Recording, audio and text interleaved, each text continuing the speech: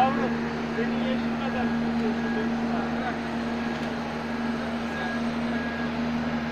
Lan öyle çeker misin? Bak, söyleyeceksin herhalde.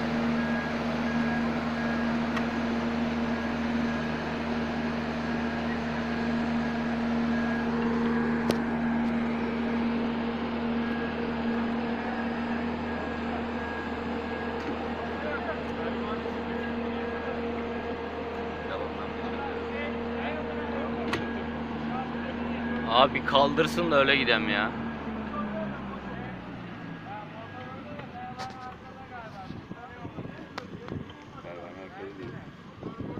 Allah aşkına. Pervane arkadamış mı?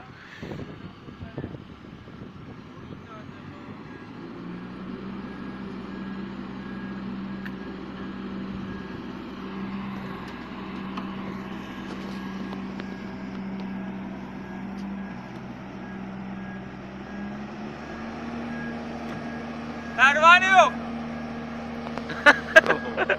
Harbiden ha. Pervane yok, pervane.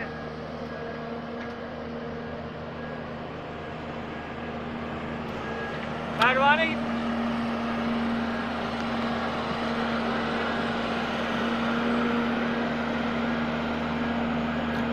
Pervaneyi çalmışlar hocam.